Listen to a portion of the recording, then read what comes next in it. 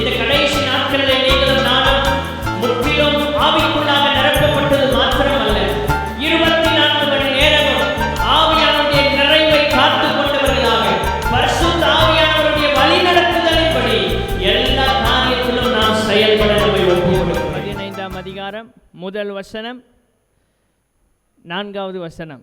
இந்த காரியங்கள் நடந்த பின்பு கர்த்தருடைய வார்த்தை ஆபிரகாமுக்கு தரிசனத்திலே உண்டாகி, கர்த்தருடைய வார்த்தை ஆபிரகாமுக்கு தரிசனத்திலே உண்டாகி. பழைய ஏற்பாட்டிலே முதலாக கர்த்தருடைய வார்த்தை உண்டாகி, கர்த்தருடைய வார்த்தை ஆபிரகாமுக்கு உண்டாகி தரிசனத்திலே உண்டாகி என்கிறதை இந்த இடத்திலே தான் நாம் முதல் வாசிக்கிறோம். பழைய ஏற்பாட்டிலே முதலாவது இந்த இடத்துல தான் கர்த்தருடைய வார்த்தை உண்டாகி என்கிற பதம் பயன்படுத்தப்படுகிறதை நாம் பார்க்கிறோம். 4வது வசனத்திலும் அப்பொழுது கர்த்தருடைய வார்த்தை அவனுக்கு உண்டாகி. இது எதை காட்டுகிறது? ஆபிரகாமை ஒரு தீர்க்கதரிசியாக கூட நாம் ஏற்றுக்கொள்ளலாம். கர்த்தருடைய வார்த்தை அவனுக்கு உண்டாகி என்கிற இதே வசனங்கள் பழைய ஏற்பாட்டிலே முதலாக இந்த ஆதியாகமம் 15ஆம் அதிகாரம் முதல் வசனத்திலும் 4ஆம் வசனத்திலும் தான் முதலாவது அறிமுகப்படுத்தப்படுகிறது. கர்த்தர் ஆபிரகாமோடு எப்படி பேசுகிறார்? பயப்படாதே. கடந்த வாரத்தில் இதை நாம் தியானித்தோம். பயப்படாதே, நான் உனக்கு கேடகமும் உனக்கு மகா பெரிய பலனுமாயிருக்கிறேன். ஹல்லேலூயா. புதிய ஏற்பாட்டிலே கேடகம் என்றால் விசுவாசம். அப்படி என்றால் நானே உனக்கு விசுவாசம் என்று கர்த்தர் சொல்லுகிறார். நான் தான் உனக்கு விசுவாசம் என்கிற அர்த்தத்தோடு கர்த்தர் ஆபிரகாமிடத்தில் இங்கே பேசி அவனை கர்த்தர் பலப்படுத்துகிறதை நாம் பார்க்கிறோம். 318 பேரை கொண்டு யுத்தம் செய்து ராஜாக்களை முறியடித்து சகலவற்றையும் திருப்பி கொண்டு வந்தபோது அவனுக்குள்ளே ஒரு பயம் ஏற்பட்டிருக்க வேண்டும். இத்தனை ராஜாக்களை முறியடித்து விட்டேனே, இவர்கள் எனக்கு விரோதமாய் படையெடுப்பார்களே, ஆனால் என்னுடைய நிலை என்ன ஆகும்? இத்தனை பேரை நான் முறியடித்து விட்டேனே என்கிற ஒரு பயம் ஒருவேளை அவனுக்குள்ளே இருந்திருக்கலாம். அந்த வேளையில் தான் கர்த்தர் அவனோடு பேசுகிறார், பயப்படாதே. ஹல்லேலூயா.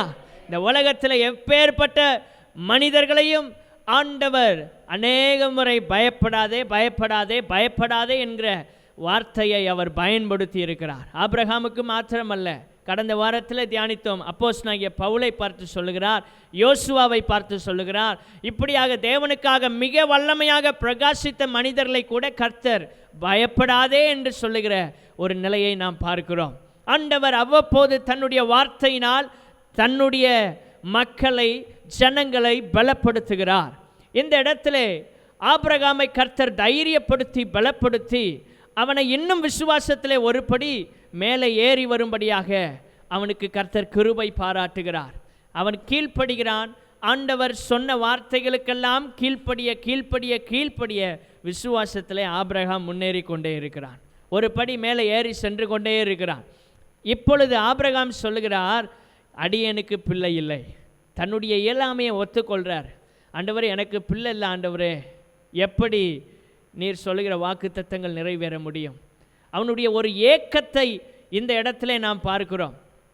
நம்முடைய தேவைகளை குறித்து பல ஏக்கங்கள் நம்முடைய வாழ்க்கையில் இருக்கலாம். கர்த்தருடைய வார்த்தை நமக்கு நேராய் வருகிறது. நம்முடைய ஏக்கங்கள், விருப்பங்களை எல்லாம் அறிந்திருக்கிற ஒரு தேவன் ஏற்ற வேளையில் எல்லாவற்றையும் நிறைவேற்றுவார். ஹல்லேலூயா. இந்த ஆபிரகாம் தன்னுடைய ஏக்கத்தை தேவனுக்கு முன்பதாக சொன்னபோது அவன் இவ்விதமாய் நினைக்கிறான், அந்த நாட்களிலே தன்னுடைய கற்ப பிறப்பு இல்லை என்றால், குழந்தை இல்லை என்றால், தன்னுடைய வீட்டில் வேலை செய்கிற ஒரு உண்மையான கீழ்ப்படிதலுள்ள வேலைக்காரனை பிள்ளையைப் போல ஏற்றுக்கொள்வது வழக்கம். ஆகவே தமஸ்கு ஊரானாகிய எலியேசர் என் வீட்டு விசாரணை கர்த்தனாய் இருக்கிறானே என்கிறான். தனக்கு பிள்ளை இல்லை, வீட்டு விசாரணை கர்த்தனாய் இருக்கிற எலியேசரை நான் பிள்ளையாக வைத்துக் கொள்கிறேன் என்கிற நிலையை கர்த்தரோடு இந்த இடத்துல அவன் பகிர்ந்து கொள்கிறதை நாம் பார்க்கிறோம். அதற்கு கர்த்தர் சொல்கிறார், இவன் உனக்கு சுதந்திரவாளி அல்ல, உன் கற்ப பிறப்பாய் இருப்பவனே உனக்கு சுதந்திரவாளியாய் இருப்பான். ஆபிரகாமுக்கு கர்த்தர் தெளிவாக சொல்லுகிறார், எலியேசர் உன்னுடைய பிள்ளை அல்ல. ஆதி நாட்களில் அப்படிப்பட்ட ஒரு நிலை இருந்தாலும் இந்த இடத்திலே கர்த்தர் தெளிவாக அவனோடு சொல்லுகிறார், எலியேசர் உன்னுடைய சந்ததி அல்ல, மாறாக உன் கற்ப பிறப்பே உனக்கு பிள்ளையாக இருப்பான். இப்பொழுது அவனுடைய வாழ்க்கையில் ஒரு பெரிய சமாதானம் இருக்கும். ஆண்டவர் இவ்வளோ தூரம் நம்மை நேசித்து எனக்கு வாக்குத்தத்தங்களை தந்திருக்கிறாரே, நிறைவேற்றுவார் என்கிற ஒரு விசுவாசம் அவனுக்குள்ளே வந்துவிட்டது. ஆகவே ஆண்டவர் மீண்டும் அவனை வெளியிலே அழைத்து, நீ வானத்து நட்சத்திரங்களை பார், அண்ணார்ந்து பார் என்று அவனுக்கு காண்பிக்கிறார். எதற்காக நட்சத்திரங்களை ஆண்டவர் காட்டுகிறார்? அந்த நட்சத்திரங்களை உன்னால் எண்ண முடியுமா? வானத்தை அண்ணார்ந்து பார்க்கும்போது நமக்கு நட்சத்திரங்கள் ஏராளம் தெரிகிறது. ஆனால் எண்ண ஆரம்பிக்கும் போது ஒன்றன் பின் ஒன்றாக எண்ணுவது ரொம்ப கஷ்டம். 1 2 இங்கே எண்ணிட்டு இருப்போம், அதற்கு பிற்பாடு இன்னும் 2 இருந்தது போல் தெரியும். இதை எண்ணினோமா விட்டுட்டோமான்னு தெரியாது. நீங்கள் வேணால் இரவில் போய் நட்சத்திரத்தை அண்ணார்ந்து பாருங்கள், திறந்த வழியில் நின்று வானத்தை அண்ணார்ந்து பாருங்கள். ஆபிரகாமுக்கு கர்த்தர் இப்படி தானே காண்பித்தார். அந்த வாக்குத்தத்தத்தை நிறைவு கூறும் வண்ணமாக நீங்களும் வானத்தை அண்ணார்ந்து பாருங்கள். உங்களால் எண்ண முடியாது. கருவிகளை கொண்டு எண்ணினாலும் 8000 நட்சத்திரங்களை தான் எண்ண முடியுமா? ஆனால் கோடான கோடி நட்சத்திரங்கள் வானத்தில் இருக்கிறது. இவைகளை யாராலும் எண்ணவே முடியாது. எல்லா ஞானத்திற்கும் அப்பாற்பட்ட நிலையிலே கர்த்தர் எல்லாவற்றையும் சிருஷ்டித்திருக்கிறார். அவருடைய மகிமைக்காக படைத்திருக்கிறார். ஆகவே எண்ண முடிந்தால் என்ன என்று ஆண்டவர் சொல்லுகிறார். ஏனென்றால் உன் சந்ததியையும் இந்த பூமியிலே எவராலும் எண்ண முடியாது. ஹல்லேலூயா! ஆண்டவர் கொடுக்கிற ஆசீர்வாதம் ஒரு மனிதனால் அளந்து பார்க்கக்கூடிய வகையில் இருக்காது. கர்த்தருக்கு ஒரு மனிதன் தன்னை முழுவதுமாய் ஒப்பு கொடுத்து விசுவாசத்தோடு இயேசுவை பின்பற்றுவானேயானால் அவர் கொடுக்கிற ஆசீர்வாதமும் வானத்தின் நட்சத்திரங்களைப் போல எவராலும் எண்ண முடியாத அளவிற்கு நம்மை பலுகி பெருகச் செய்வார். ஹல்லேலூயா! ஆண்டவருடைய சித்தமெல்லாம் நோக்கமெல்லாம் ஒரு பக்தியுள்ள சந்ததி இந்த பூமியில் கர்த்தரை ஆராதிக்க வேண்டும். நாம் மாத்திரமல்ல, நம்முடைய பிள்ளைகள், நம்முடைய பிள்ளைகளின் பிள்ளைகளும் கர்த்தரை முழு இருதயத்தோடு விசுவாசித்து ஆராதிக்க வேண்டும். இது ஒன்றுதான் ஆண்டவருடைய நோக்கமாய் இருக்கிறது. இதற்காகத்தான் கர்த்தர் மனுக்குலத்தை உண்டாக்கி இருக்கிறார். இந்த நோக்கம் நிறைவேறுவதற்காகத்தான் கர்த்தர் நம்மிடத்திலே ஏராளமான ஆசீர்வாதங்களை கொடுத்திருக்கிறார். இன்றைக்கு இவ்வளவு பெரிய திருச்சபை, ஊழியங்கள், பிரசங்கியார், பிரசங்கம் எதற்கென்றால் ஒரு பக்தி உள்ள சந்ததி கர்த்தரை ஆராதிக்க வேண்டும். ஆண்டவர் ஆபிரகாமுக்கு வாக்கு பண்ணினது சாதாரணமான வாக்குத்தத்தம் அல்ல. இவன் மூலமாய் இந்த பூமியிலே சந்தானங்கள் உண்டாகும். 2 சந்தானம் என்னவென்றால், முதலாவது ஆபிரகாமுடைய வம்சத்திலே வந்தது தான் இஸ்ரவேல் சந்ததி. இஸ்ரவேல் தேசம் இன்றைக்கு நாம் பார்க்கிறோம் அல்லவா? இன்றைக்கு உலகத்திலேயே மிகப்பெரிய ஞானமுள்ள மனிதர்கள், அநேக கண்டுபிடிப்புகளை செய்தவர்கள் இஸ்ரவேல் தேசத்தில் உள்ளவர்கள் தான். இந்த இஸ்ரவேல் மக்கள் யார் என்றால் ஆபிரகாமுடைய சந்ததி. ஹல்லேலூயா! 2வது, விசுவாசத்தின் மூலமாக இயேசு கிறிஸ்துவை ஏற்றுக்கொண்ட நாம் எல்லாரும் ஆபிரகாமுடைய சந்ததியாக இருக்கிறோம். ஹல்லேலூயா! அப்போ வாக்குத்தத்தமானது அவனுடைய கற்ப பிறப்பின் மூலமாய், ஈசாக்கின் மூலமாய் வந்த இஸ்ரவேல் தேசம் மாத்திரம் அல்ல, நீங்களும் நானும் ஆபிரகாமின் பிள்ளைகளாக இருக்கிறோம். ஹல்லேலூயா! ஆகவே ஆண்டவர் அவனை இவ்விதமாய் ஆசீர்வதிப்பேன் என்று சொல்லி அவனோடு ஒரு தைரியமான ஒரு வாக்குத்தத்தத்தை மீண்டும் ஆண்டவர் கொடுக்கிறார். அப்பொழுது ஆபிரகாம் விசுவாசிக்கிறான். 6வது வசனத்திலே அவன் கர்த்தரை விசுவாசித்தான், அதை அவர் அவனுக்கு நீதியாக எண்ணினார். அந்த விசுவாசித்தான் என்று சொல்லப்படுகிற இந்த வார்த்தை, இந்த இடத்தில் வருகிற இந்த விசுவாசித்தான் என்கிற வார்த்தை எபிரேய பதத்திலே ஆமேன் என்று சொல்லப்படுகிற பதத்திலிருந்து வருகிறது. ஆமேன் என்றால் அப்படியே ஆக கடவது. ஆபிரகாம் அப்படியே ஆக கடவதென்றான், கர்த்தர் அதை அவனுக்கு நீதியாக எண்ணினார். ஹல்லேலூயா! மீண்டும் சொல்லுகிறேன், இந்த 6வது வசனத்திலே அவன் கர்த்தரை விசுவாசித்தான் என்று வருகிறது அல்லவா? இந்த விசுவாசித்தான் என்று வருகிற வார்த்தை இந்த இடத்திலே எபிரேய பதத்திலே ஆமேன் என்கிற அந்த பதத்திலிருந்து இந்த வார்த்தை வருகிறது. ஆமேன் என்றால் அப்படியே ஆக கடவது. அப்படியே ஆக கடவதென்று ஆபிரகாம் சொன்னபோது அதை அவனுக்கு நீதியாக எண்ணினார். ஹல்லேலூயா!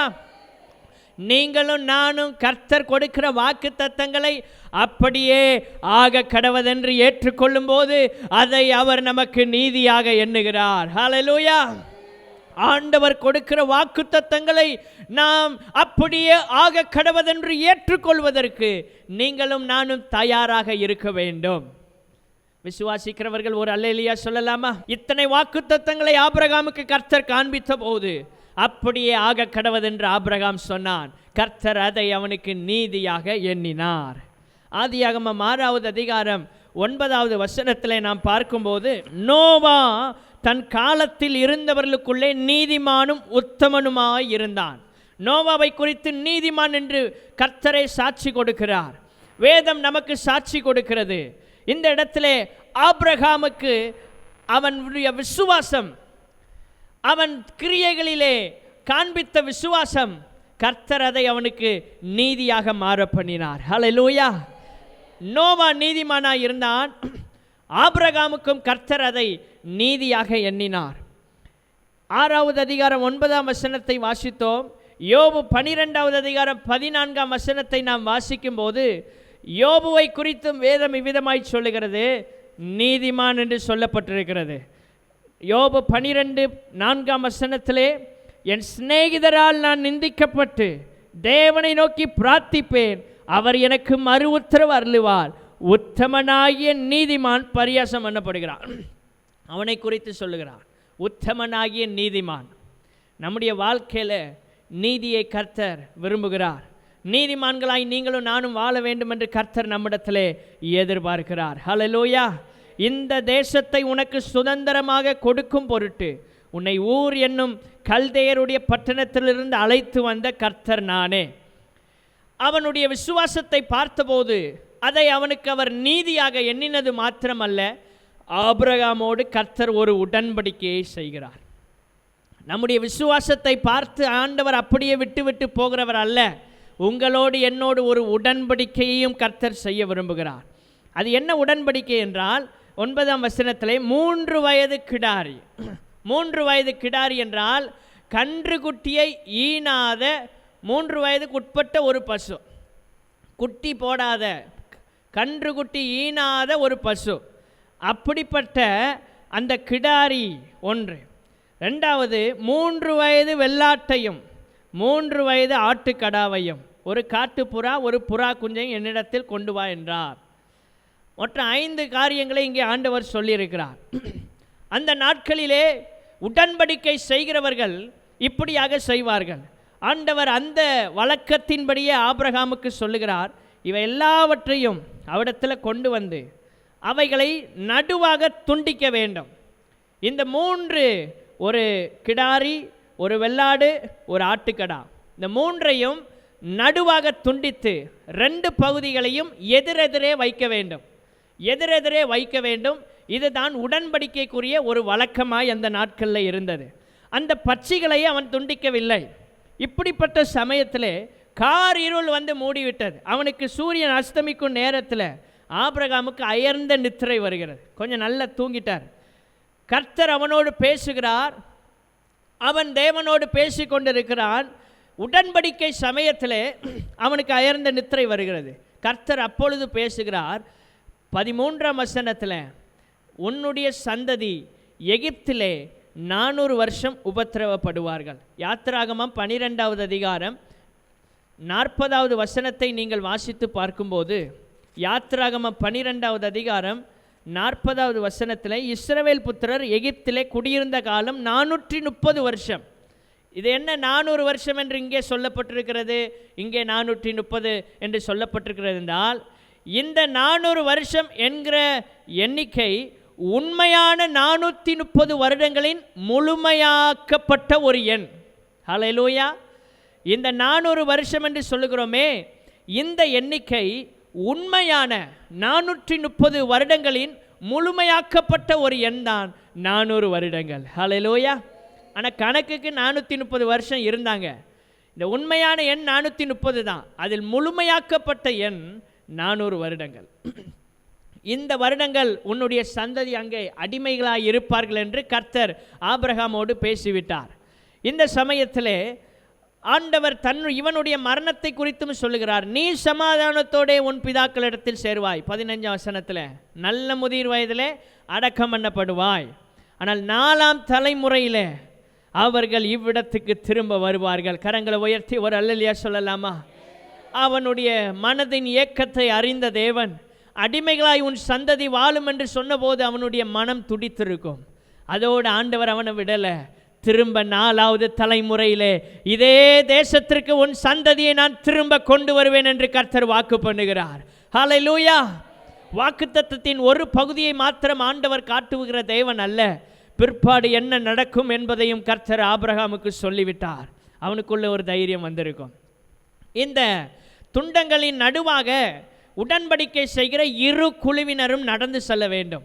ஏனென்றால் இந்த ஒப்பந்தத்தை யாராகிலும் மீறினால் இந்த துண்டங்களுக்கு என்ன நடந்ததோ, இந்த எப்படி இவைகள் துண்டிக்கப்பட்டு இருக்கிறதோ அப்படியே என்னுடைய நிலையும் ஆகும் என்ற ஒரு அர்த்தத்தோடு அவர்கள் 2 குழுவினரும் அந்த உடன்படிக்கை செய்கிறவர்கள் இந்த 2 துண்டங்களுக்கு நடுவாக நடந்து செல்ல வேண்டும். கடந்து செல்வார்கள்.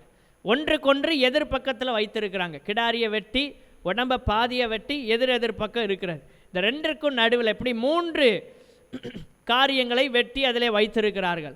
நடுவாக கடந்து செல்வது எதற்கு அடையாளம் என்றால், யாராகிலும் இதை மீறினா இதற்கு என்ன சம்பவித்ததோ அதுதான் எங்களுக்கும் சம்பவிக்கும். அந்த அர்த்தத்தில் தான் அந்த உடன்படிக்கையை அவர்கள் செய்தார்கள். இப்பொழுது இதற்கு நடுவே உடன்படிக்கையை ஏற்படுத்தியவர் யார்? கர்த்தர். உடன்படிக்கை செய்து கொள்கிறவர்கள் யாரெல்லாம்? தேவனும் ஆபிரகாமும். இந்த 2 பேரும் தான் நடந்து போகணும். ஆனால் கர்த்தருடைய பெரிதான அன்பை பாருங்க, அவர் ஒருவரே நடந்து செல்கிறார். அவர் மாத்திரமே கடந்து செல்கிறார். இதற்கு அடையாளம் என்ன?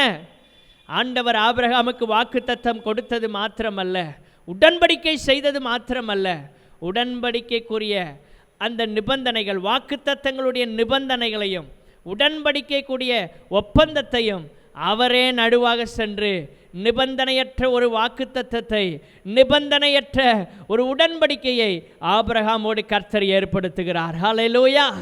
வேதத்தில் இங்கே தான் நாம் பார்க்கிறோம். ஆபிரகாமுக்கு இதில் ஒன்று வேலையே இல்லை. ஆபிரகாமோடு ஆண்டவர் உடன்படிக்கை செய்திருந்தாலும் அவனை ஆண்டவர் நடுவாக வர சொல்லாமல் தானே அந்த உடன்படிக்கைக்கு நடுவாக சென்று அதற்குரிய முழு பொறுப்பையும் அவரே ஏற்றுக்கொண்டார். உடன்படிக்கைக்குரிய முழு பொறுப்பையும் கர்த்தர் ஏற்றுக்கொண்டார். ஒரு அக்ரிமெண்ட் போடுறோன்னா 2 பேரும் கையெழுத்து போடணும். அதான் ஒப்பந்ததாரர்களுடைய நிலை. ஒரு வாகனத்தை வாங்குகிறோம், கொடுக்குறோன்னா வாங்குறவரும் கையெழுத்திட வேண்டும், கொடுக்கிறவரும் கையெழுத்திட வேண்டும்.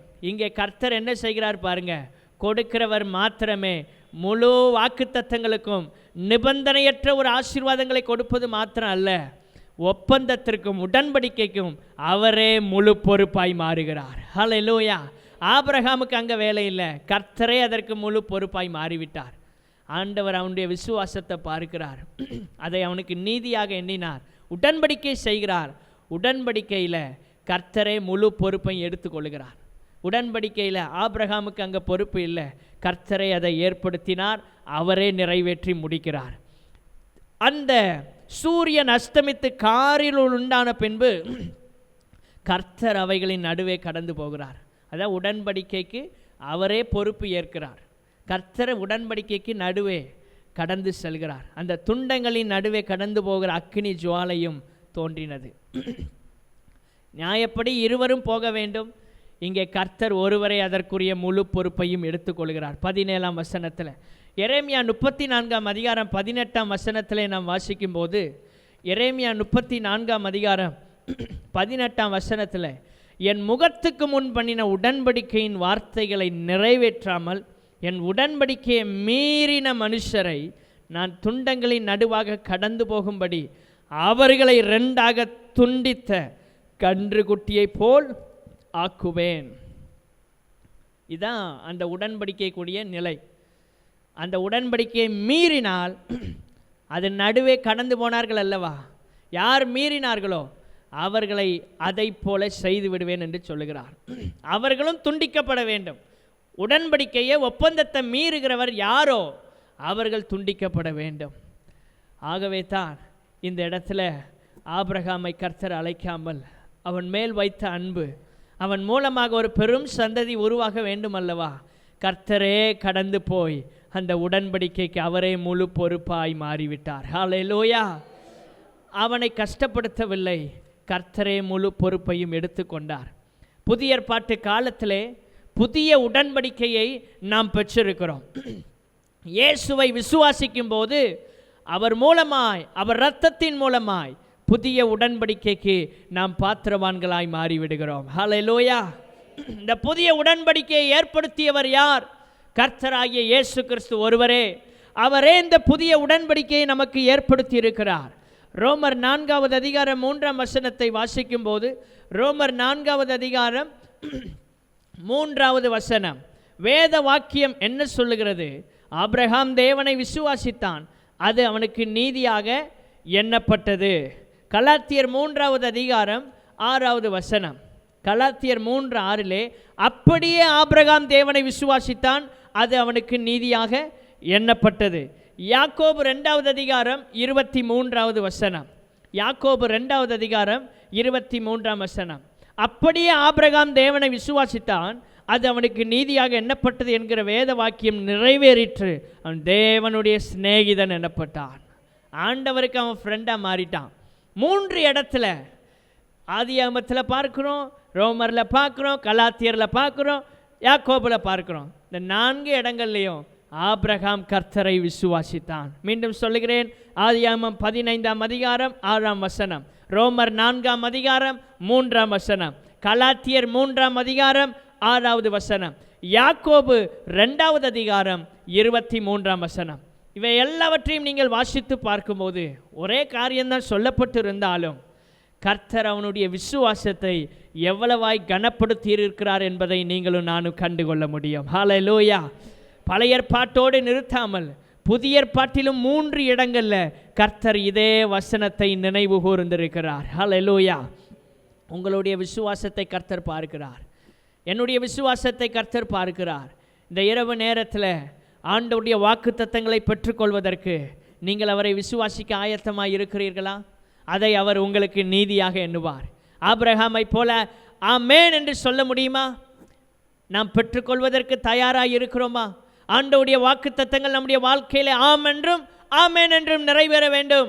அதற்கு விசுவாசம் நமக்கு தேவை. ஹல்லேலூயா. விசுவாசிகளுக்கு தகப்பனாய் கர்த்தர் அவனை மாற்றுகிறார்.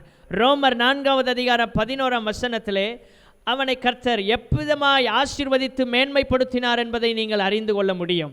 ரோமர் 4:11 மேலும் விருத்த சேதனமில்லாத காலத்தில் அவன் விசுவாசத்தினாலே அடைந்த நீதிக்கு முத்திரையாக விருத்த சேதனமாகிய அடையாளத்தை பெற்றான்.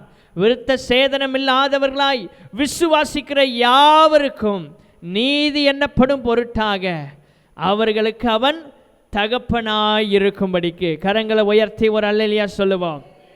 கலாத்தியர் 3வது அதிகாரம் 7வது வசனம், கலாத்தியர் 3வது அதிகாரம் 7வது வசனம், ஆகையால் விசுவாச மார்க்கத்தார்கள் எவர்களோ அவர்களே ஆபிரகாமின் பிள்ளைகள் என்று அறிவீர்களாக. இயேசு கிறிஸ்துவின் மூலமாய் அவரை விசுவாசித்து இயேசுவை பின்பற்றுகிற யாவரும் ஆபிரகாமுடைய சந்ததியாய் இருக்கிறோம், இயேசு கிறிஸ்துவினுடைய பிள்ளைகளாய் இருக்கிறோம். அவருடைய வம்சத்திலே தகப்பனாய் இருக்கிற விசுவாசத்தின் தகப்பனாகிய ஆபிரகாமுக்கும் நாம் பிள்ளைகளாய் இருக்கிறோம். ஹல்லேலூயா. இவ்வளவு தூரம் ஆண்டவர் ஆபிரகாமுடைய விசுவாசத்தை கனப்படுத்தி இருக்கிறார். ஹல்லேலூயா. நீங்களும் நானும் இந்த கடைசி நாட்களிலே நம்முடைய வாழ்க்கையில் விசுவாசம் ரொம்ப அவசியமாக இருக்கிறது. ஒவ்வொரு காரியத்திலும் கர்த்தரை நாம் விசுவாசிப்போம், அவர் நமக்கு அதை நீதியாக எண்ணுவார். ஒவ்வொரு காரியத்திலும் கர்த்தருடைய விசுவாசம் நமக்கு தேவை. ஆண்டவர் எவ்விதமாய் உடன்படிக்கை செய்கிறார் பாருங்கள். அக்கினி ஜுவாலை தோன்றின அந்த வசனத்தை வாசிக்க போகிறோம். ஒன்று கூட வாசிக்கலாம். யாத்திராகமம் 3வது அதிகாரம் 2வது வசனத்தை ஒருவர் வாசிங்கள். அக்கினி ஜுவாலையில் கர்த்தர் மோசேக்கு தரிசனமாகிறார். ஹல்லேலூயா. யாத்திராகமம் 14ஆம் அதிகாரம் 24ஆம் வசனத்தை வாசிங்கள். கர்த்தர் அக்கினியும் மேகமான ஸ்தம்பத்திலிருந்து எகிப்தியரின் சேனையை கலங்கடிக்கிறார். ஹல்லேலூயா. இங்கே அக்கினி ஜுவாலை தோன்றுகிறது, அவர் கடந்து போகிற அக்கினி ஜுவாலையும் தோன்றின. அவர் போகிறதற்கு அடையாளமாக தான் அக்கினி ஜுவாலை என்ன செய்து கடந்து போகிறது. கர்த்தர் இவ்விதமாய் தரிசனத்திலே மோசையோடு பேசுகிறார். எகிப்தின் சேனைகளை கலங்கடித்தார். அது மாத்திரமல்ல, அந்த துண்டங்களின் நடுவே அவரே கடந்து சென்று உடன்படிக்கைக்குரிய முழு பொறுப்பையும் கர்த்தரை ஏற்றுக்கொள்கிறார். ஆபிரகாமுக்கு அதிலே பங்கில்லை. உடன்படிக்கைக்கு அவன் முன்பதாக அவனோடு உடன்படிக்கை செய்தாலும் அவரே முழு பொறுப்பையும் எடுத்துக்கொள்கிறார். எவ்வளவு நல்ல தேவன் பாருங்கள். ஆபிரகாமுடைய விசுவாசம் நம்முடைய வாழ்க்கையில் இந்த இரவு நேரத்தில் கடந்து வர வேண்டும். ஹல்லேலூயா. கர்த்தர் சொல்லுகிறார், எகிப்தின் நதி துவக்கி ஐபிராத்து நதி மட்டும் உள்ள எல்லா எல்லைகளையும் உனக்கு கொடுப்பேன். எவ்வளோ பெரிய ஆசீர்வாதம்! அவனுக்கு கர்த்தர் கொடுக்கிற வாக்குத்தத்தத்தை பாருங்கள். எகிப்தின் நதி துவக்கி ஐபிராத்து நதி மட்டும் உள்ள எல்லா எல்லைகளையும் இந்த தேசத்தை உன் சந்ததிக்கு கொடுத்தேன் என்று வாக்கு பண்ணுகிறார். யாரையெல்லாம் ஆண்டவர் விரட்டுகிறார் பாருங்கள். அதில் இருந்த கேனியர், 19ஆம் வசனம், கெனிசியர், கத்மோனியரும், ஏத்தியரும், பெரிசியரும், ரெப்பாயிமியரும், எமோரியரும், கானானியரும், கிர்காசியரும், எபூசியரும் என்பவர்கள் இருக்கிறதுமான இந்த தேசத்தை உன் சந்ததிக்கு கொடுத்தேன். 10 விதமான மக்கள் அங்கே வசித்து வருகிறார்கள். கர்த்தரை விசுவாசிக்கிற ஒரு பரிசுத்த சந்ததிக்காக ஆண்டவர் ஒரு கானான் தேசத்தில் உள்ள 10 விதமான மக்களை விரட்டி அடித்து அவர்களை முற்றிலுமாய் சங்கரிப்பதற்கு முயற்சி எடுத்து இந்த ஒரு சந்ததியை கர்த்தர் பாதுகாக்கிறார். ஹல்லேலூயா. ஆண்டவருடைய சித்தமெல்லாம் பரிசுத்த சந்ததி இந்த பூமியிலே பாதுகாக்கப்பட வேண்டும். கர்த்தரை விசுவாசிக்கிற ஆராதிக்கிற பிள்ளைகள் இந்த பூமியிலே பலுகி பெருக வேண்டும் என்பதுதான் தேவனுடைய விருப்பம். நீங்களும் நானும் ஆசீர்வாதமாய் இந்த பூமியிலே வாழ வேண்டும் என்பதற்காகத்தான் இயேசு கல்வாரி சிலுவையிலே சாபமாய் தொங்கினார். இந்த பூமியிலே ஆசீர்வாதமாய் வாழ வேண்டும் என்று சொல்லும்போது பூமிக்குரிய ஆசீர்வாதங்கள் மாத்திரம் அல்ல, பரலோக ஆசீர்வாதத்தை இந்த பூமியிலே அனுபவிக்கிறவர்களாக நீங்களும் நானும் ஆசீர்வாதமாய் வாழ வேண்டும். ஒரு மனுஷனுக்கு எத்தனை இந்த உலகத்தில் செல்வங்கள், ஆஸ்திகள், பணம், பொருள், வீடு எல்லாம் இருந்தாலும் இயேசு என்கிற ஆசீர்வாதம் அவனுக்குள்ளே இல்லைனா அவன் ஆசீர்வதிக்கப்பட்ட மனிதன் அல்ல. எவ்வளவு பெரிய கோடீஸ்வரர்களாக இருக்கலாம், அவர்கள் அல்ல ஆசீர்வாதமாக இருப்பவர்கள். இயேசு என்கிற அந்த ஆசீர்வாதத்தை யார் யார் வீட்டிலே வைத்திருக்கிறார்களோ, தங்கள் உள்ளத்திலே சுமந்து கொண்டு இருக்கிறார்களோ, அவர்கள்தான் மெய்யான ஆசீர்வாதத்தை பெற்றவர்கள். இந்த உலகத்தில் எல்லாரும் தேவனுடைய பிள்ளைகள் அல்ல. தேவன் எல்லாரையும் சிருஷ்டித்த போதும் எல்லாரும் கர்த்தரை ஆராதிக்க அவரை ஒப்பு கொடுக்கவில்லை, அவருக்கு தங்களை ஒப்பு கொடுக்கவில்லை. பூமியில் உள்ள எல்லா மனிதரும் சிருஷ்டிப்பின்படி தேவனுடைய பிள்ளைகளே, அதில் எந்த மாற்றமும் இல்லை. ஆனால் ஒரு மனிதன் கர்த்தரை அறிந்து கொள்ளும் போது கர்த்தருடைய ஆசீர்வாதம் அவனுடைய வாழ்க்கையில் வருகிறது. முதலாவது ஒரு மனிதனுடைய வாழ்க்கையில் கிடைக்கிற ஆசீர்வாதம் பாவ மன்னிப்பின் நிச்சயம், ரட்சிப்பு. இது இந்த உலகத்தில் கிடைக்கிற ஆசீர்வாதங்களில் ஒன்று அல்ல, இது பரலோகம் நமக்கு கொடுக்கிற ஒரு ஆசீர்வாதம். ஹல்லேலூயா. இந்த ஆசீர்வாதத்தை ஒரு மனிதன் அடையும் போதுதான் இயேசு அவனுக்குள் வருகிறார், அவன் வாழ்க்கை மாற ஆரம்பிக்கிறது. இப்படியாக கர்த்தர் ஒரு பெரிய தேசத்தை ஆபிரகாமின் சந்ததிக்கு வாக்கு பண்ணுகிறார். அதே அதிகாரத்தில் தான் ஆண்டவர் பேசுகிறார், உன் வீட்டில் உள்ள அந்த எலியேசர் அல்ல உன்னுடைய பிள்ளை, உன் கற்ப பிறப்பாய் இருப்பவனே உனக்கு சுதந்திரவாளி என்று கர்த்தர் சொல்லுகிறார். அடுத்த அதிகாரத்தில் நீங்கள் பார்க்கும்போது மீண்டும் ஆபிரகாமுடைய விசுவாசம் சோதிக்கப்படுகிறது. மீண்டும் ஆண்டவர் ஆபிரகாமுக்கு சோதனையை அனுமதிக்கிறார். அங்கே ஆபிரகாமுடைய மனைவி சாராய்க்கு பிள்ளை இல்லை. ஆகார் என்று சொல்லப்பட்ட அடிமை பெண் எகிப்திலிருந்து வந்தாலே அவள் இவனுடைய வீட்டில் வேலைக்காரியாக இருக்கிறாள். அந்த நாட்களிலே மெசபோத்தாமியா நாட்டை சேர்ந்தவர்கள் எல்லாரும் யாருக்காகிலும் குழந்தைகள் இல்லாவிட்டால் அந்த வீட்டில் வேலை செய்கிற அடிமை பெண்ணோடு சேர்ந்து தங்களுக்கு ஒரு சந்ததியை ஏற்படுத்தி கொள்வது வழக்கமாக இருந்தது. ஆகவே கர்த்தருடைய வாக்குத்தத்தம் நிறைவேற வேண்டும் என்று சொல்லியே ஒருவேளை ஆபிரகாம் இதற்கு இசைந்திருக்கலாம். ஆனால் ஆண்டவர் ஆபிரகாமுக்கு தெளிவாக பேசுகிறார், உன்னுடைய கற்ப பிறப்பை உனக்கு சுதந்திரவாளி. இதில் கொஞ்சம் கூட மாற்றம் இல்லை.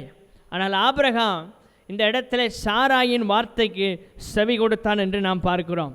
ஆதியாகமம் 2வது அதிகாரம் 24ஆம் வசனத்திலே ஆண்டவர் சொல்லுகிறார், இதே நிமித்தம் புருஷன் தன் தகப்பனையும் தாயையும் விட்டு தன் மனைவியோடு இசைந்திருப்பான், அவர்கள் ஒரே மாம்சமாய் இருப்பார்கள். இதுதான் தேவனுடைய சித்தம். இவர்கள் மூலமாய்தான் இந்த பூமியிலே ஒரு பக்தியுள்ள சந்ததி வர வேண்டும் என்று தேவனுடைய சித்தமாய் இருந்தது. ஆனால் சாராய் அதற்கு மாறாக ஆண்டவருடைய சித்தத்தை அறிந்து கொள்ளாமல் ஆண்டவருடைய விருப்பத்தை நிறைவேற்றுவதற்கு பதிலாக ஆகார் என்கிற அடிமை பெண்ணை அவனுக்கு ஆபிரகாமுக்கு மனைவியாக கொடுத்து அதன் மூலமாய் ஒரு பிள்ளையை பெற்றுவிடலாம் என்று சொல்லி தேவ சித்தத்தை முன்னிறுத்தாமல் தன்னுடைய சுய முயற்சியை இங்கே பயன்படுத்துகிறாள்.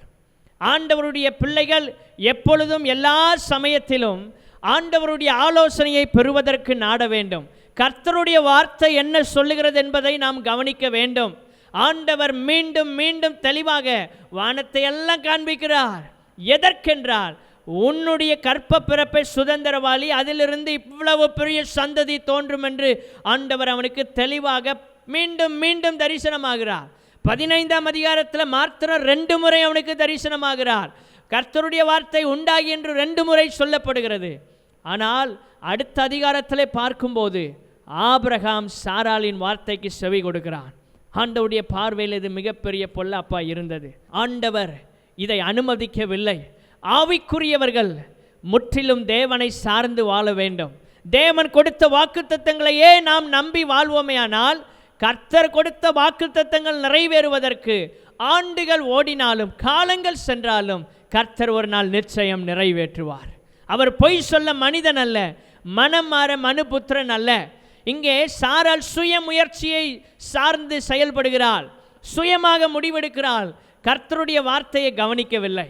ஆபிரகாமிடத்தில் வந்து, ஆபிரகாமே, தேவனோடு உறவாடுகிற மனிதனே, ஆண்டவர் உமக்கு எதாகிலும் சொல்லியிருக்கிறாரா? அல்லது ஆபிரகாம் கூட சொல்லியிருக்கலாம், இப்படியெல்லாம் கர்த்தர் வானத்தை எனக்கு காண்பித்தார், இவ்வளவு தூரம் ஆசீர்வதிப்பேன், பெருக பண்ணுவேன் என்று சொன்னார். நான் நினைத்தேன் எலியேசர் என்னுடைய வீட்டு வேலைக்காரன் தான் பிள்ளை என்று சொன்னேன்.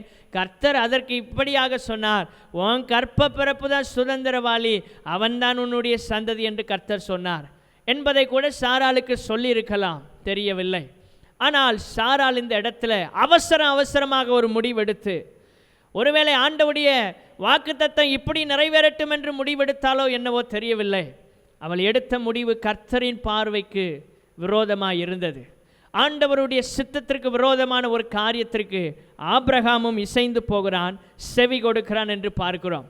அதன் விளைவாக ஒரு மாம்சீகமான சந்ததி இந்த பூமியிலே உருவாவதற்கு சாராள் காரணமானால், ஆபிரகாம் செவி கொடுத்தபடியினால். இந்த கடைசி நாட்களில் நீங்களும் நானும் முற்றிலும் ஆவிக்குள்ளாக நிரப்பப்பட்டது மாத்திரமல்ல, 24 மணி நேரமும் ஆவியானவருடைய நிறைவை காத்து கொண்டவர்களாக, பரிசுத்த ஆவியானவருடைய வழிநடத்துதலின்படி எல்லா காரியத்திலும் நாம் செயல்பட நம்மை ஒப்பு கொடுக்க வேண்டும். பரிசுத்த ஆவியானவர் நம்மை ஆளுகை செய்து வழி நடத்துவதற்கு நாம் நம்மை ஒப்பு கொடுத்தால் மாத்திரமே அவர் நம்மை வழி நடத்துவார். பரிசுத்தாவின் அபிஷேகத்தை அந்நிய பாஷை அடையாளத்தோடு நாம் பெற்றிருக்கிறோம். அதே நேரத்தில் பெற்ற பிற்பாடு நாம் எப்பொழுது எதை செய்தாலும் அது ஆவிக்குரியதென்று நினைத்து விடக்கூடாது. அநேக நேரத்தில் பரிசுத்த ஆவியை பெற்றவர்களும் தவறி போகிற இடம் இதுதான். மாம்சீகத்திலே நாம் முடிவெடுக்குவதற்கும் நமக்கு உரிமை இருக்கிறது. ஆனால் ஒன்றை புரிந்து கொள்ள வேண்டும், எப்பொழுதும் ஆவியானுடைய நிறைவோடு, ஆவியானுடைய வழி நடத்துதலோடு நம்முடைய சிந்தையும் ஆவியாத்மா சரீரமும் இருக்குமே ஆனால் மாம்சீக சிந்தை நம்மை மேற்கொள்ள முடியாது. ஹல்லேலூயா. இங்கே ஆவிக்குரியவர்கள் என்ற அடையாளம் காணப்பட்ட இந்த குடும்பம் இப்பொழுது மாம்சத்தின்படி முடிவெடுக்க ஆரம்பிக்கிறது. ஆண்டவருடைய திட்டத்தையே மாற்றி அமைக்க நினைக்கிறார்கள். குறுக்கு வழியில் தேவ ஆசீர்வாதத்தை பெறுவதற்கு முயற்சிக்கிறார்கள். குறுக்கு வழியில் தேவ வாக்குத்தத்தங்களை பெற்றுக்கொள்வதற்கு அவசரப்படுகிறார்கள். நீங்களும் நானும் கர்த்தர் நம்முடைய வாழ்க்கையில் கொடுத்த வாக்குத்தத்தங்கள் தாமதமாய் வந்தாலும் ஆசீர்வாதமாய் நிறைவாய் தருவார். ஹல்லேலூயா. அவசரப்பட வேண்டிய அவசியமே இல்லை, கர்த்தரே நம்மை வழி நடத்துவார். இங்கே ஆபிரகாம் ஆவிக்குரிய மனிதன், நீதியாக எண்ணப்பட்டது அவனுடைய விசுவாசம். அப்படிப்பட்ட மனிதன் மாம்சீகமான முடிவிற்கு நேராய் தள்ளப்பட்ட போது அவன் அதற்கு உடன்படுகிறதை நாம் பார்க்கிறோம். இந்த ஆகாரின் மூலமாய் மாம்சீக பிரகாரமான ஒரு சந்ததி பூமியிலே உருவாகினது. ஈசாக்கு ஆவிக்குரியவன் என்று அடையாளம் காட்டப்பட்டான். இந்த ஆகாரின் சந்ததியில் வந்த இஸ்மவேல் மாம்சத்துக்குரியவன் என்று இன்றைக்கும் வேதம் நமக்கு காண்பித்து கொண்டு இருக்கிறது. கலாத்தியர் 4வது அதிகாரம் 29வது வசனம். கலாத்தியர் 4வது அதிகாரம் 29வது வசனம் வாசிங்கள். ஆகிலும் மாம்சத்தின்படி பிறந்தவன் ஆவியின்படி பிறந்தவனை அப்பொழுது துன்பப்படுத்தினது போல இப்பொழுதும் நடந்து வருகிறது. மேலே வாசித்தீங்கன்னா தெரியும். சகோதரரே, நாம் ஈசாக்கை போல வாக்குத்தத்தத்து பிள்ளைகளாய் இருக்கிறோம். நீங்களும் நான் யாருடைய பிள்ளைகள்? எப்படிப்பட்ட பிள்ளைகள்? வாக்குத்தத்தத்தின் பிள்ளைகள். ஆண்டவருடைய வாக்குத்தத்தம் ஈசாக்கை கொடுப்பேன் என்பதுதான். ஆனால் இங்கே வந்தது அவசரமாக உள்ளே சென்று அவசரமாக மாம்சிகத்தின்படி முடிவெடுத்தபடியினால் அங்கே மாம்சிகத்தின்படி வளர்க்கப்படுகிற நடத்தப்படுகிற ஒரு மனிதன் பிறக்கிறான். ஆபிரகாம் மூலமாக வந்தவன்தான், ஆனாலும் முற்றிலும் அவன் மாம்சத்தின்படி நடக்கிறவன் என்று வேதம் நமக்கு சொல்லுகிறது. நீங்களும் நானும் ஆண்டவருடைய சித்தத்திலே நிலைத்திருக்கிற சமயத்திலே இப்படிப்பட்ட சோதனைகள் வரலாம். இப்படிப்பட்ட பெரிதான விசுவாசத்தை பரீட்சிக்கக்கூடிய ஒரு நிலை நம்முடைய வாழ்க்கையில் ஏற்பட்டாலும் விசுவாசத்தின் உறுதியை விட்டு விலகிவிடாதபடி கர்த்தர் நமக்கு கொடுத்த வாக்குத்தத்தங்களை திரும்பி பார்க்க வேண்டும். ஆபிரகாம் கொஞ்சம் யோசித்திருக்க வேண்டும். கர்த்தர் என்னோடு பேசினாரே, தெளிவாக பேசினாரே, அந்த வாக்குத்தத்தம் எல்லாம் எங்கே போய்விடும்?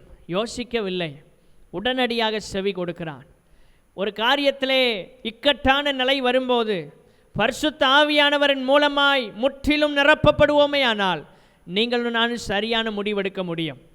அப்படிப்பட்ட சமயத்திலே பரிசுத்த ஆவியானவர் நம்மை தெளிவாக வழி நடத்துவார். ஆவியிலே நிரப்பப்படுகிற ஒரு அனுபவம், ஆவியானவரால் வழி நடத்தப்படுகிற ஒரு அனுபவம். அப்போஸ்தலனாகிய பவுலை குறித்து வாசிக்கும் போது அநேக இடத்துல ஆவியிலே நிறைந்து என்று நாம் வாசிக்கிறோம். அப்படி என்றால் பரிசுத்த ஆவியை அப்பொழுதுதான் பெறுகிறானா? இல்லை.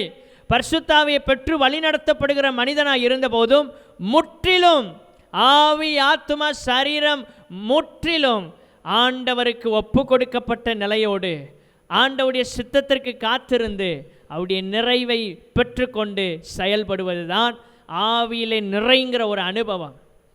பரிசுத்த ஆவியை சீஷர்கள் பெற்ற போதும், பெந்தைகோஸ்தே நாளில் காத்திருந்து பெற்றுக்கொண்ட போதும், மீண்டும் அநேக இடங்களில் நீங்கள் அப்போஸ்தலர் நடவடிக்கைகளில் வாசிக்கும் போது பரிசுத்தாவினால் நிறைந்து பரிசுத்தாவினால் நிறைந்து பரிசுத்தாவினால் நிறைந்து என்று நீங்கள் வாசிக்க முடியும். அப்படி என்றால் என்ன?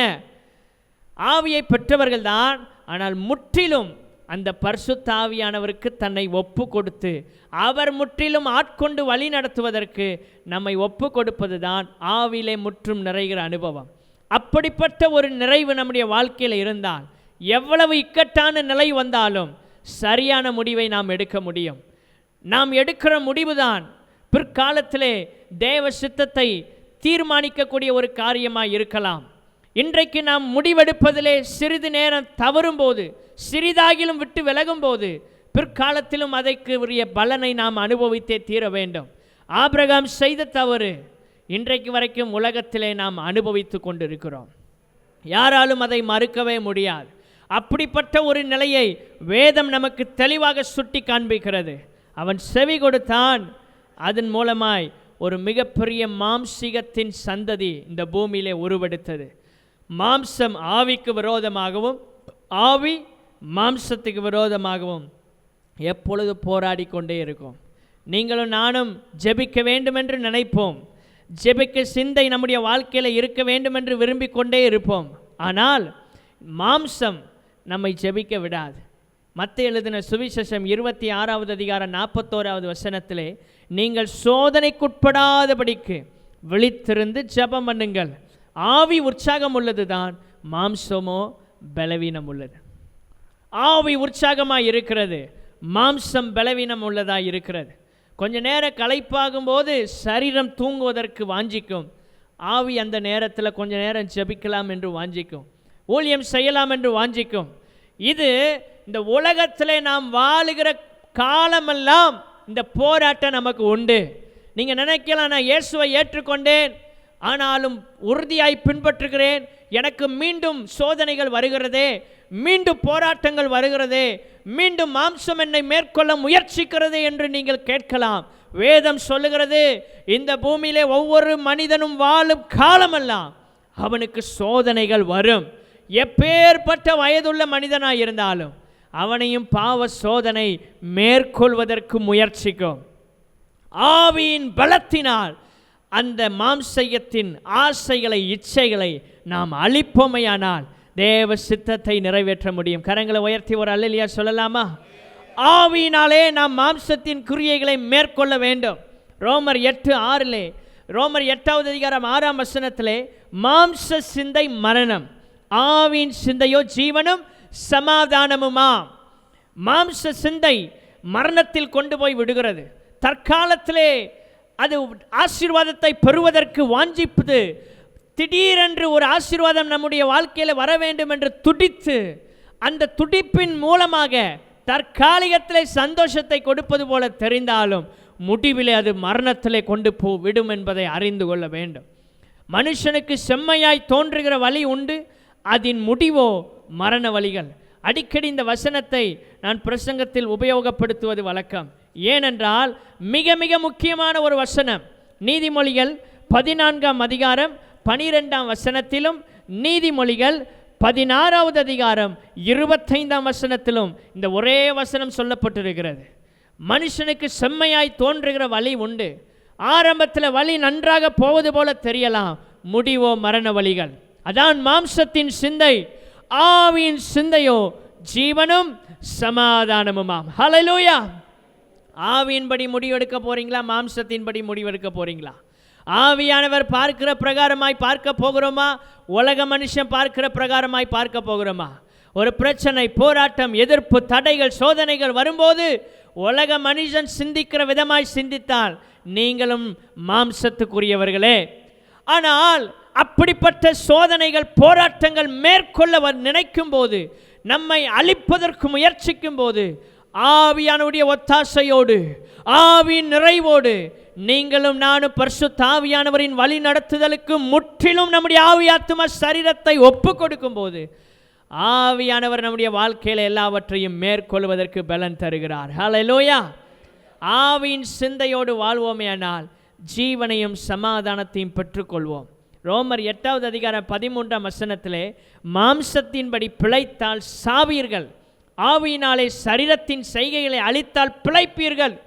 இந்த உலகத்தில் ஒரு நாள் ஒவ்வொரு மனுஷனுக்கும் மரணம் உண்டாகும். ஒன்று இயேசுவின் வருகை அல்லது உலக வாழ்க்கையின் முடிவு. ரெண்டில் எது நமக்கு முன்பதாக வரும் என்று தெரியாது. திடீரென்று உலக வாழ்க்கையின் முடிவு இருக்கலாம், அல்லது இயேசுவின் வருகை இருக்கலாம். ரெண்டில் எது இருந்தாலும் தேவனுடைய ராஜ்யத்திற்குள் போவதற்கு ஒவ்வொரு மனிதனும் ஆயத்தமாய் இருக்க வேண்டும். எது ரெண்டில் முந்திக் கொள்ளும் என்று யாருக்கும் தெரியாது. எத்தனை பெரிய தீர்க்கதரிசிகளாக இருந்தாலும் இவைகளை யாராலும் சொல்ல முடியாது. ஏனென்றால் நம்முடைய காலங்கள் தேவனுடைய கரத்தில் இருக்கிறது. ஹல்லேலூயா! அவருடைய கரத்தில் நம்மை வரைந்து வைத்திருக்கிறார். உள்ளம் கையில் நான் உங்களை வரைந்திருக்கிறேன். நம்முடைய காலங்கள் எல்லாம் அவருடைய கையில் இருக்கிறது. ஆகவே எந்த மனிதனாலும் அதை புரிந்து கொள்ள முடியாது. தேவன் எத்தனை காலம் இந்த பூமியில் நம்மை வாழ வேண்டும் என்று அனுமதித்திருக்கிறாரோ அத்தனை காலமும் இந்த பூமியில் வருகிற போராட்டங்கள், சோதனைகள் எல்லாவற்றையும் மேற்கொண்டு நீங்களும் நானும் கிறிஸ்துவை உண்மையாய் பின்பற்றி தான் ஆக வேண்டும். அதில் மாற்றமே கிடையாது. தன் காலத்தை மனுஷன் அறியான். பிரசங்கி 9வது அதிகாரம் 12வது வசனம். ஒவ்வொரு காரியத்திற்கும் ஒவ்வொரு காலம் உண்டு. ஆனால் மனிதன் தன்னுடைய காலத்தை அறிய முடியாது. எல்லாவற்றிற்கும் ஒரு முடிவு சமீபமாக இருக்கிறது. உலகத்தின் இறுதி நாட்களிலே நாம் வாழ்ந்து கொண்டு இருக்கிறோம். மனிதர்கள் நெருக்கடியான நிலைக்குள் தள்ளப்பட்டிருக்கிறதை நீங்களும் நானும் இன்றைக்கு அறிந்திருக்கிறோம், அனுபவிக்க கூட செய்யலாம்.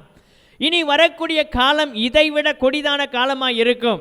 மனிதர்கள் தத்தளிக்கிறார்கள், திகைக்கிறார்கள், கலங்கி போய் நிற்கிறார்கள்.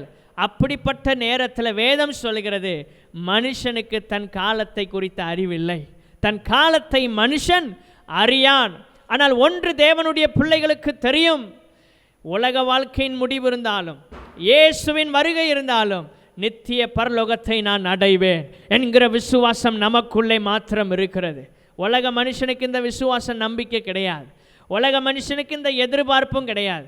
அவன் மாம்சத்தின்படி இந்த உலகத்தில் பிழைத்திருந்தால் ஒரு நாள் ஆவிக்குரிய மரணம் அவனுடைய வாழ்க்கையில் ஏற்பட்டு ஆவிக்குரிய வாழ்க்கையில் மரித்து போய் இருக்கிறவன் முடிவில் நித்திய நரகத்திலே தள்ளப்பட வேண்டும். ஆனால் ஆவியினால் இந்த பூமியில் வாழ்கிற நாட்களில் சரீரத்தில் எழும்புகிற போராட்டங்களை, இச்சைகளை, பாவ சோதனைகளை நீங்களும் நானும் ஆவியாண்டிய பலத்தினால் அழிக்கும் போது நாம் பிழைத்திருப்போம். ஹல்லேலூயா. எவர்கள் தேவனுடைய ஆவியினால் நடத்தப்படுகிறார்களோ அவர்கள் தேவனுடைய புத்திரராய் இருக்கிறார்கள். தேவனுடைய ஆவியினால் நீங்களும் நானும் நடத்தப்படும் போது தேவனுடைய புத்திரர் என்கிற அந்தஸ்தை பெறுகிறோம். நாம் ரட்சிக்கப்படும் போது கிறிஸ்தவ வாழ்க்கையில் ஒரு குழந்தையை போல பிறக்கிறோம். 1 பேதுரு 2வது அதிகாரம் 3வது வசனம். 1 பேதுரு 2:3 நீங்கள் வளரும்படி புதிதாய் பிறந்த குழந்தைகளைப் போல திருவசனமாகிய களங்கமில்லாத ஞானப்பாலின் மேல் வாஞ்சையாயிருங்கள். கிறிஸ்தவ வாழ்க்கையில் இயேசுவை ஏற்றுக்கொள்ளும் போது நாம் குழந்தைகளாக பிறக்கிறோம். குழந்தை ஞானஸ்நானம் அல்ல, குழந்தைகளாக பிறக்கிற அனுபவம். வேதத்தில் குழந்தை ஞானஸ்நானத்திற்கு ஆதாரமும் இல்லை, எந்த ஒரு அத்தாட்சியும் இல்லை. மனம் திரும்பின பிற்பாடு எடுப்பது தான் ஞானஸ்நானம். ரட்சிக்கப்பட்ட பிற்பாடு எடுப்பது தான் ஞானஸ்நானம். அது தண்ணீரில் மூழ்கி பிதா, குமாரன், பரிசுத்த ஆவியாகிய திரியேக தேவனுடைய நாமத்தினால் எடுப்பது தான் சரியான ஞானஸ்நானம். ஹல்லேலூயா. இந்த இடத்துல ஒரு குழந்தை பிறந்து வளரும்போது அந்த குழந்தைக்கு முதலாவது தாய்ப்பால், பிற்பாடு நாம் வீட்டில் உள்ள நல்ல பசும்பாலை கொடுக்கிறோம். வளர்ச்சியடைய அந்த பிள்ளைகள் நல்ல ஆகாரத்தை திட்டமாய் புசிக்க ஆரம்பிக்கிறது. அதுபோல் ஒரு மனிதன் பிறந்தபோது இயேசுவுக்குள் அவன் புதிதாய் பிறப்பானேயானால் அவனுக்கு தேவை முதலாவது திருவசனமாகிய களங்கமில்லாத ஞானப்பால். ஹல்லேலூயா. ரட்சிக்கப்பட்ட ஒவ்வொருவரும், சபையில் அங்கமாக இருக்கிற ஒவ்வொருவரும் இந்த வேத வசனத்தை தியானிக்கணும், வாஞ்சையாக இருக்கணும், வாசிக்கணும், இந்த வசனத்தை உட்கொள்ள வேண்டும். ஆண்டவர் சொல்லுகிறார் வளரும்படி. அப்படி என்றால் கிறிஸ்தவ வாழ்க்கையில் ஒரு வளர்ச்சியின் அனுபவம் இருக்கிறது. குழந்தைகளாகவே இருப்பது அல்ல, அப்படியே வளர்ந்து வளர்ந்து வளர்ந்து வளர்ந்து பிற்பாடு புத்திரராக நாம் எப்பொழுது மாறுகிறோம் என்றால் பரிசுத்த ஆவியானுடைய அபிஷேகத்தை பெற்று அந்நிய பாஷை அடையாளத்தோடு ஆவியானவரால் வழி நடத்தப்படும் போதுதான் நாம் புத்திரர் என்கிற அந்தஸ்தை பெறுகிறோம். ஹல்லேலூயா. குழந்தைகளுக்கு ஒரு சிறிய காரியம் கொடுக்கலன்னு அழுதுறோம், பிடிவாதமாக இருக்கும். கிறிஸ்தவ வாழ்க்கையில் கூட அநேகர் பிடிவாதம், பிரச்சனைகள், போராட்டங்கள், பொறாமைகள், இப்படிப்பட்ட எண்ணங்கள் இருந்தால் நீங்கள் இன்னும் வளரவில்லை என்று அர்த்தம். அந்த பேதுருவில் மேலே வசனம் சொல்லப்பட்டிருக்கிறது. 1 பேதுரு 2வது அதிகாரம் 2வது வசனத்தை 1-2 வாசிக்கும் போது இப்படி இருக்க, கர்த்தர் தயவுள்ளவர் என்பதை நீங்கள் ருசி பார்த்தது உண்டானால் சகல துர்க்குணம், சகலவித கபடம், வஞ்சகங்களையும் பொறாமைகளையும் சகலவித புறங்கூறுதலையும் ஒழித்துவிட்டு, 5 விதமான காரியங்களை ஒழித்துவிட்டு புதிதாய் பிறந்த குழந்தைகளைப் போல வளரும்படி.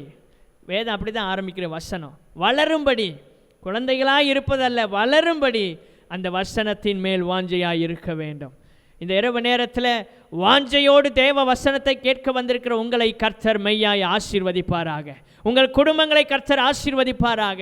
உங்கள் சந்ததியும் கர்த்தர் ஆசீர்வதித்து பலுகி பெருகி ஆபிரகாமின் ஆசீர்வாதங்கள் அனைத்தையும் இயேசு கிறிஸ்துவின் மூலமாய் நாம் பெற்றுக்கொள்வதற்கு கர்த்தர் கிருபை தருவாராக. கரங்களை உயர்த்தி ஒரு அல்லேலூயா சொல்லாமா? வாஞ்சையை தான் கர்த்தர் பார்க்கிறார். வாஞ்சை இருந்தால் கர்த்தர் உங்களை பயன்படுத்துவார். வாஞ்சை இருந்தால் நீங்கள் வாழ்க்கையில் வளர்ந்து கொண்டு போகலாம். கிறிஸ்தவ வாழ்க்கை என்பது ஒரே நிலையில் இருப்பதல்ல, அதற்கு ஒரு முடிவு எப்பொழுதென்றால் கிறிஸ்துவின் நிறைவான வளர்ச்சிக்கு தக்க பூரணர் ஆகும் போது தான். எப்பொழுது? இயேசுவின் வருகையில் தான் நாம் பூரணர் ஆகிறோம். ஹல்லேலூயா. அதுவரை வளர்ந்து கொண்டே தான் இருக்கணும், அதுவரை பெருகி கொண்டே தான் இருக்கணும். நிறைவு இயேசுவின் வருகையில் தான். ஆகவே ஆவியானவரால் முற்றும் நாம் வழி நடத்தப்பட வேண்டும் என்பதுதான் தேவனுடைய சித்தம். ஆபிரகாம் பெரிய விசுவாசத்தின் தகப்பன் இந்த இடத்துல தடுமாறிவிட்டார். அநேக வாய்ப்புகளை கர்த்தர் கொடுத்து கொண்டே இருக்கிறார். இந்த இடத்துல சாராளின் வார்த்தைக்கு செவி கொடுத்தது மாத்திரம் அல்ல, இவனோடு தேவன் பேசின வாக்கு தத்தங்களை எல்லாம் மறந்து போய்விட்டான். கொஞ்சம் கூட யோசித்து பார்க்கவில்லை. ஆவியானவருடைய சிந்தையோடு நாம் வாழும்போது, ஆவியானவருடைய பலத்தினால் வருகிற மாம்சத்தில் ஏற்படுகிற போராட்டங்களை நாம் மேற்கொள்வதற்கு கர்த்தர் பலன் தருகிறார். ஹல்லேலூயா. எவ்வளவு பெரிய பரிசுத்தவான்னு சொல்ல முடியாது, எனக்கு மாம்சகத்தின் கிரியை இல்லவே இல்லை என்று. எல்லா மனிதர்களும் எப்பேற்பட்ட பரிசுத்தவனாக இருந்தாலும் இந்த உலகத்தில் வாழுகிற காலமெல்லாம் மாம்சத்தின் சிந்தை அவர்களை மேற்கொள்வதற்கு முயற்சிக்கும், கொஞ்சமாயிலும் இருக்கும்.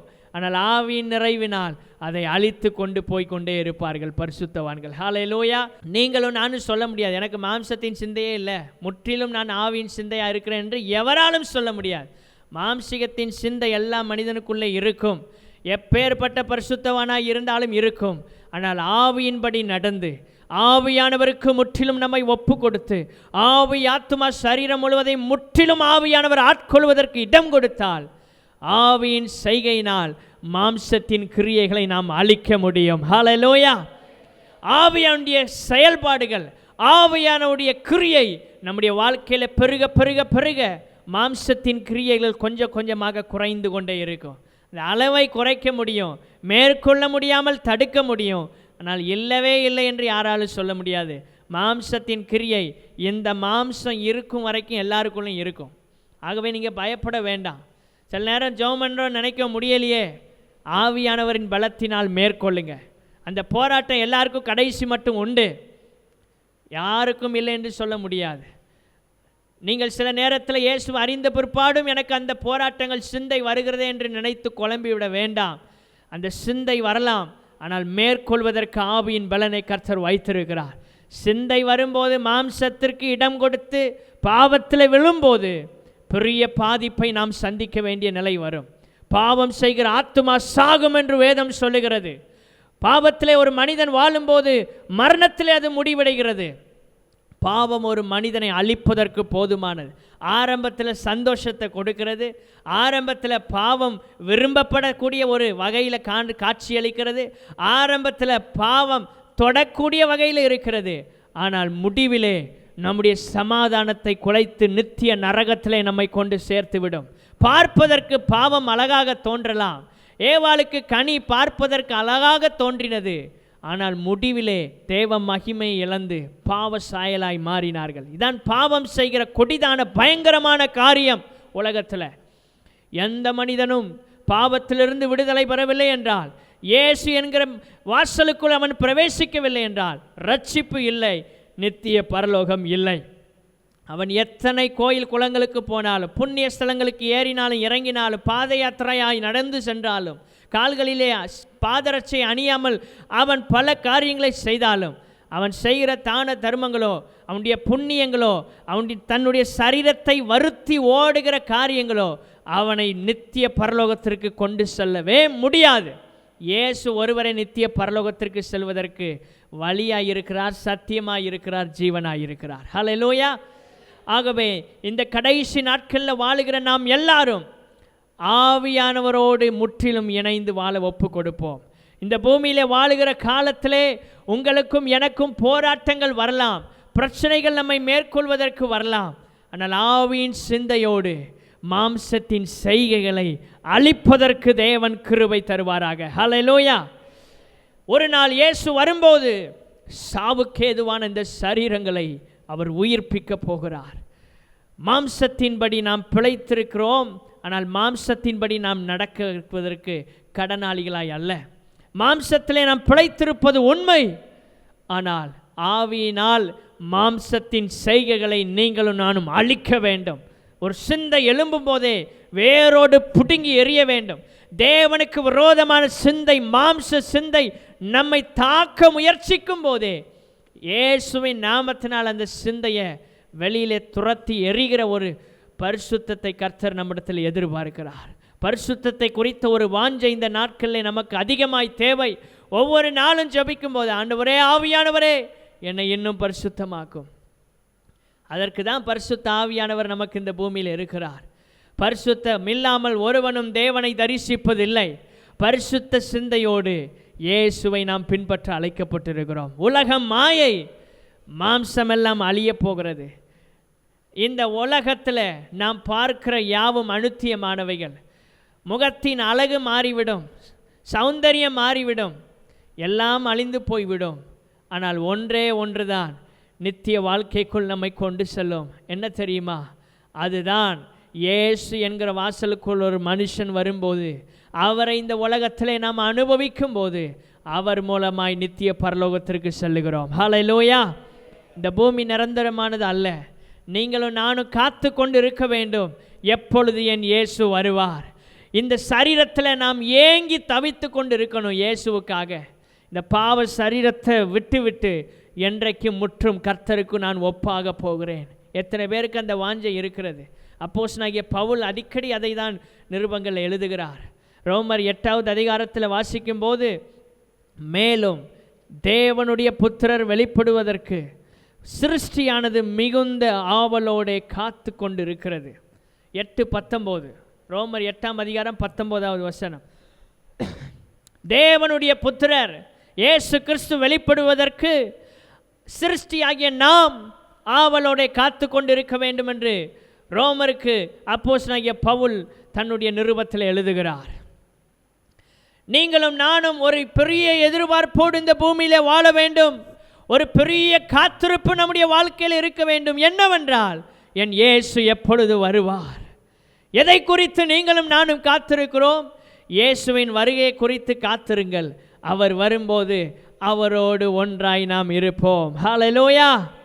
அவருக்கு இணையாக அல்ல, இயேசுவுக்கு ஒப்பாக நாம் இருப்போம். யோவானிலே நாம் அடிக்கடி வாசிக்கிற வசனம் அல்லவா, அதை வாசிக்க போகிறோம். யோவானிலே நாம் வாசிக்கும்போது 1 யோவான் 3வது அதிகாரம் 2வது வசனம், அந்த வசனம் முழுவதை நான் வாசிக்கிறேன். 1 யோவான் 3:2. பிரியமானவர்களே, இப்பொழுது தேவனுடைய பிள்ளைகளாய் இருக்கிறோம், இனி எவ்விதமாய் இருப்போம் என்று இன்னும் வெளிப்படவில்லை. ஆகிலும் அவர் வெளிப்படும் போது அவர் இருக்கிற வண்ணமாகவே நாம் அவரை தரிசிப்பதினால் அவருக்கு ஒப்பாய் இருப்போம் என்று அறிந்திருக்கிறோம். ஹல்லேலூயா. இப்பொழுது நாம் தேவ பிள்ளைகளாய் இருக்கிறோம், இனி எப்படி இருப்போம் என்று நமக்கு வெளிப்படவில்லை. ஆகிலும் என் இயேசு வெளிப்படும் போது என் இயேசு இருக்கிற வண்ணமாக அவருக்கு ஒப்பாய் இருப்போம் என்று அறிந்திருக்கிறோம். அந்த அறிவு யோவானுக்கு இருந்தது. உங்களுக்கும் எனக்கும் ஒரு அறிவு இருக்கணும். இயேசு தரிசனமாகும் போது, மத்திய ஆகாயத்திலே என்னை சந்திக்க வரும்போது அவருக்கு ஒப்பாய் நான் இருப்பேன். இந்த உலகம் மாயை, அழிந்து போயிடும். உலக அன்பெல்லாம் மாயை. உலகம் அவரை அறியலை, ஆனால் நாம் கர்த்தரை அறிந்திருக்கிறோம். நமக்குள்ளே ஒவ்வொரு நாளும் ஒரு அறிவு இருக்க வேண்டும். மாம்சத்தின் இச்சை, கண்களின் இச்சை, ஜீவனத்தின் பெருமை, இதெல்லாம் உலகத்தில் உண்டவைகள், இதெல்லாம் அழிந்து போய்விடும். 1 யோவான் 2ஆம் அதிகாரம் 16வது வசனம். 15ஆம் வசனத்திலே, உலகத்திலும் உலகத்தில் உள்ளவைகளிலும் அன்பு கூறாதிருங்கள். ஒருவன் உலகத்தில் அன்பு கூர்ந்தால் அவனிடத்தில் பிதாவின் அன்பு இல்லை. இயேசுவின் அன்பு உங்களிடத்தில் இருக்கிறது என்று எப்படி அறிந்து கொள்வது? உலகத்திலும் உலகத்தில் உள்ளவைகளிலும் நம்முடைய அன்பு இருக்க முடியாது. முற்றிலும் அவர் மேல் நம்முடைய அன்பு இருக்கும்போது தான் அவரிடத்திலே நாம் விசுவாசமாக இருக்கிறோம், அவரை நேசிக்கிறோம் என்று தைரியமாக நாம் சொல்ல முடியும். 17ஆம் வசனம் 1 யோவான் 2:17, உலகமும் அதன் இச்சையும் ஒளிந்து போம், தேவனுடைய சித்தத்தின்படி செய்கிறவனோ என்றென்றைக்கும் நிலைத்திருப்பான். பரிசுத்த ஆவியானவர் நம்மை நிரப்பும் போது ஆவியின் செய்கையினால் தேவ சித்தத்தை நாம் நிறைவேற்ற முடியும். மாம்சிக சிந்தை மரணத்திலே முடிந்துவிடும். மாம்சத்திற்கு இடம் கொடுத்தால் தேவ சித்தத்தை நிறைவேற்ற முடியாது. நான் ஏற்கனவே சொன்னது போல, மாம்ச சிந்தை நம்மை மேற்கொள்ள முயற்சிக்கலாம். ஆவியானுடைய பலத்தினால் மாம்ச சிந்தையை அழித்தால் தேவ சித்தத்தை நிறைவேற்றி இந்த பூமியில் மாத்திரம் அல்ல, நித்திய காலமாய் இயேசுவோடு வாழ முடியும். 1 யோவான் 2:25 இயேசு தெளிவாக சொல்லுகிறார், நித்திய ஜீவனை அளிப்பேன் என்பதே அவர் நமக்கு செய்த வாக்குத்தத்தம். யோவான் இவ்விதமாய் எழுதியிருக்கிறார். உங்களுக்கும் எனக்கும் ஒரு பெரிய வாக்குத்தத்தம் என்னவென்றால், இந்த கடைசி நாட்களில் இயேசு எப்பொழுது வருவார், அவரோடு நித்திய ஜீவனை நான் பெற்றுக்கொள்வேன். அந்த வாஞ்சை நமக்குள்ளே இருக்கட்டும். அவர் வரும்போது அவருக்கு ஒப்பாய் இருப்போம். எல்லாம் மாம்சிகத்தின் கிரியைகளை எல்லாம் ஒழித்து விட்டு ஆவியானவர் நம்மை மேற்கொள்வதற்கு இடம் கொடுங்க. ஆவியானவர் உங்களை நிரப்பி நடத்துவதற்கு இடம் கொடுங்க. ஆவியானவர் உங்களை முற்றிலும் ஆட்கொள்வதற்கு ஒப்பு கொடுங்கள். அவர் உங்கள் வாழ்க்கையில் ஜெயமாய் நடத்துவார். ஒரு விஷயத்திலே நாம் மாம்சிகத்தில் முடிவெடுப்போமையானால் காலமெல்லாம் அதற்குரிய பலனை அறுத்து தீர வேண்டும். காலமெல்லாம் அதற்குரிய கூலியை நாம் பெற வேண்டும். ஒரு இடத்துல கூட நீங்களும் நானும் தவறுவதற்கு ஆண்டவரே என்னை ஒப்பு கொடுத்துறாதீங்க என்று சொல்லி ஜெபமாக ஏக்கத்தோடு நீர் வரும் வரை நான் உமக்கு உண்மையாக இருக்கணும், ஆவியில் நான் நிறைந்திருக்கணும், ஆவியினால் மாம்சத்தின் கிரியைகளை நான் அழிக்கணும். ஏனென்றால் பரிசுத்தத்தை என் தேவன் விரும்புகிறீர். ஆவியின்படி நான் நடக்க கிருபை தாரும். எல்லாரும் எழுந்து நின்று கண்களை மூடி எல்லாரும் ஜெபிக்க போகிறோம். ஆவியாண்டிய சிந்தை என்னில் மேற்கொள்ளட்டார்.